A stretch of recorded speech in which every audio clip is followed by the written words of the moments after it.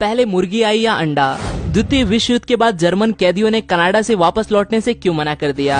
एक बादल का वजन कितना होता है? 10 एटम बम इतनी ताकतवर उल्का का पता नासा क्यों नहीं लगा पाई? कुछ ऐसे ही फैक्ट्स के बारे में आज हम इस वीडियो में जानने वाले हैं। Let's begin. नंबर 10, एक मुर्गी अंडा देती है और उस अंडे में से एक नई मुर्गी निकलती है। वो मुर्गी फिर अंडा देती है और उस अंडे में से एक नई मुर्गी निकलती है और ये साइकिल हमेशा चलता रहता है। लेकिन क्या आपने कभी सोचा है कि इन सब चीजों की शुरुआत कैसे हुई होगी? मतलब कि पहले अंडे से इन सब चीजों की शुरुआत हुई होगी या पहले मुर्गी से इन सब चीजों की शुरुआत हुई होगी? जब मुर्गी और अंडे की बात आती है तो हमेशा ये सवाल उठता है कि सबसे पहले अंडा आता है या मुर्गी? स्टीफन हॉकिंग से वैज्ञानिक विश्वास करते हैं कि सबसे पहले अंडा आया होगा, लेकिन ब्रिटिश वैज्ञानिकों को आखिरकार 2010 में इसका जवाब मिल गया।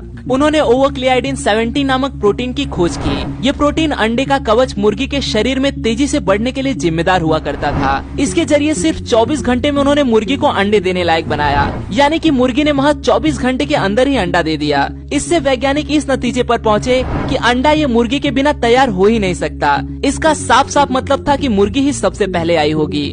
नंबर 9, दुनिया में एक ऐसा मानसिक रोग भी है जो किसी को भी हो जाए वो बंदा खुश होने से ही डरने लगता है। इसे चेरोफोबिया के नाम से भी जाना जाता है। इन लोगों को डर में जीने की आदत होती है। अगर थोड़ी सी भी खुशी इन्हें मिले तो ये सोच के डरने लगते हैं कि कहीं ये खुशी उनसे कोई छीन न ले। नंबर 8, 1908 में हुए ओलंपिक्स गेम्स में रसिया की टीम 12 दिन देरी के बाद पहुंची और कारण बस एक ही था कि वो अलग कैलेंडर इस्तेमाल करती थी। आज दुनिया भर में लगभग हर कोई देश ग्रेगोरियन कैलेंडर इस्तेमाल करता है, जिसमें 365 दिन और हर 4 साल के बाद एक एक्स्ट्रा दिन यानी कि 29 फरवरी का इस्तेमाल किया जाता है। लेकिन रसिया 2000 साल पुराने जूलियन कैलेंडर का इस्तेमाल करती थी। इसीलिए लंदन में हुए 1908 के ओलंपिक्स में रसियन टीम 12 दिन लेट पहुंची। 12 दिन का खेल उन्होंने मिस कर दिया। ग्रेगोरियन कैलेंडर के इस्तेमाल की शुरुआत रसिया में 10 साल बाद यानी कि 1918 में की गई। नंबर 7, 2012 आइसलैंड में एक महिला बाकी लोगों के साथ मिलकर खुद को ही ढूंढने लगी। असल में हुआ ये कि कई लोग आइसलैंड में ग्रुप टूर पर थे। ड्राइवर ने प्रवासियों की संख्या गिनने में गलती कर दी और उसे लगा कि एक महिला कहीं गुम हो गई है।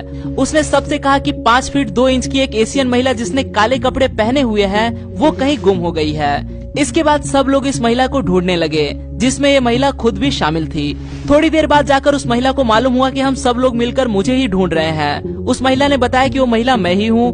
कुछ जगह देखने के बाद फ्रेश होकर मैंने कपड़े बदल लिए थे और मेरी ही हाइट 5 फीट 2 इंच की है। इसके बाद सब लोगों ने उसे ढूंढना बंद कर दिया।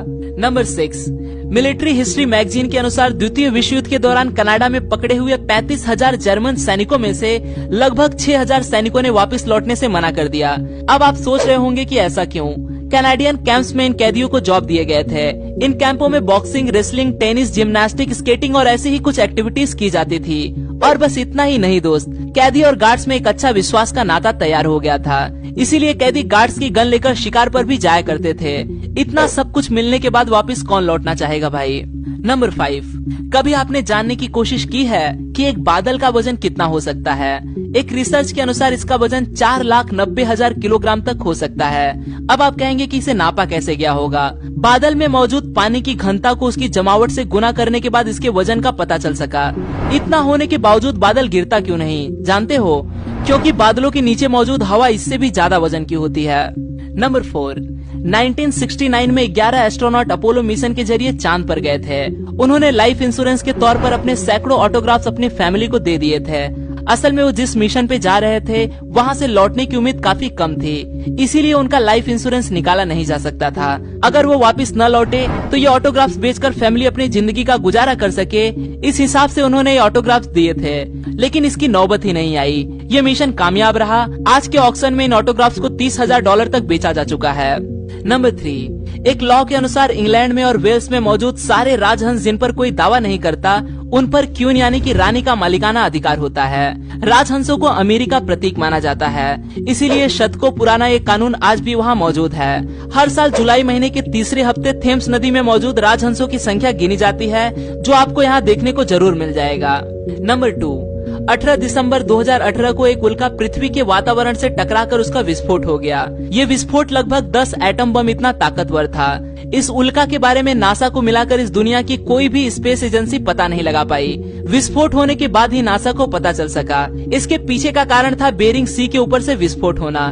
ये एक ऐसा एरिया है जहाँ किसी की भी ज्यादा नजर नहीं रहती।